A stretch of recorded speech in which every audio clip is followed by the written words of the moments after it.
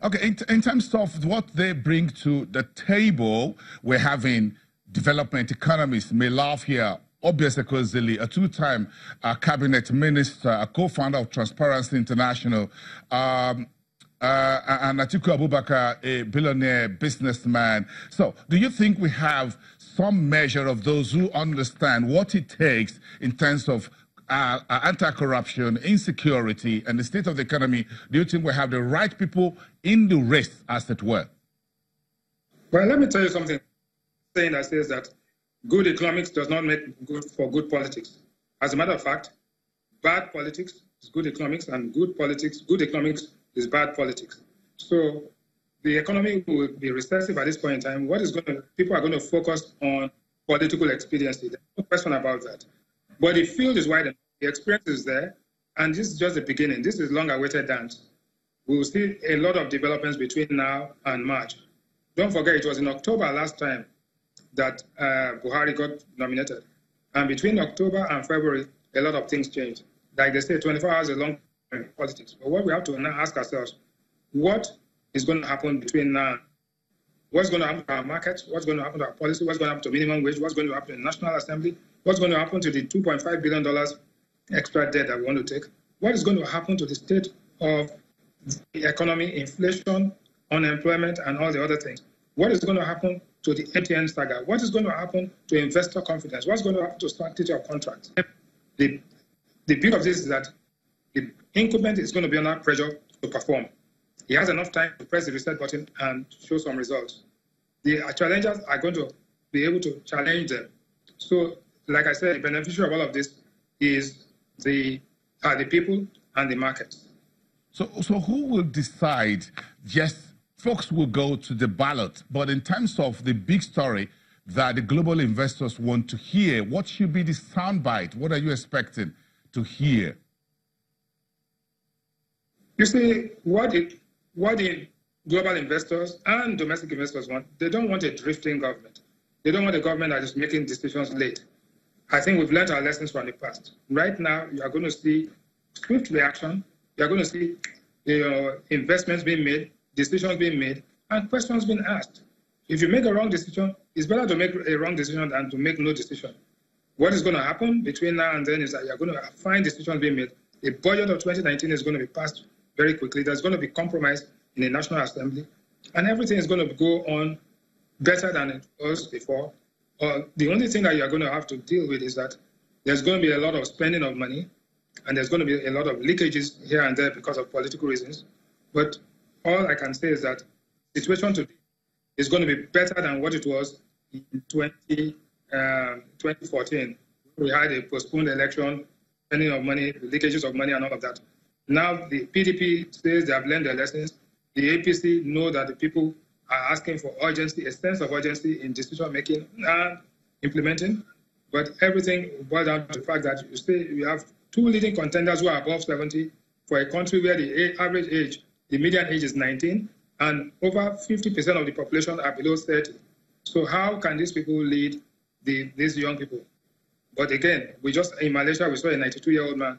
So like Aliyah said, the popular late musician said, age ain't nothing but a number. So if the biological age, the mental age, and the visionary age are three different things. Mr. Rwani, as where we are right now, we've seen the emergence of some presidential hopefuls. Does that reduce in any way the political risk quotient for investors looking at Nigeria? Well, no. What is going to happen and what investors are worried about is that if and after the election, if you have a crisis or a deadlock, if you have a runoff, what is going to happen? Could there be a crisis between now and the election? Will there be a crisis during the election? Or will there be a crisis after the election? If it is challenged in court, what will the judiciary say? In Kenya, 2 years ago, we had the Supreme Court annulling an election and asking them to have a rerun. So these are early days. We don't know what's going to happen. But the three arms of government, the judiciary, the legislature, and the executive, have to be aligned. Nigeria's interest has to be above personal interest and political interest. And so we are hearing the right vibes. We are hearing the correct rhetoric. But the action, the sweetness of the pudding is in the eating. But meanwhile, in the next 2 weeks, we have to deal with unemployment numbers. We have to deal with the MPC dealing with inflation. We have to deal with oil revenues. We have to deal with so many things. The economy will continue to trug along. But luckily, the price of oil is at 85, which is good. Luckily, production is going up. Luckily, there's no disruption in the Niger Delta. So the economy will not suffer. The reserves are depleting, but people are beginning to say the right things. The Central Bank is saying the right things. So hopefully, we'll get some resolution of the MTN issue, which is critical. We must resolve that if we have to make any progress in the capital markets in Nigeria. It's early days and early hours of the week. Thank you very much, Mr. Rwane, the CEO at Financial Derivatives Company and Channels Economic Consultants. Thank you very much. Do have a great week ahead. We'll talk more about the presidential hopefuls and the market and the various financial assets later. Take a quick look at the stock market. We fell 1.17% last week, bringing our year-to-date to the north of 15%. That's the news as it were. So we remain in the bear hug territory.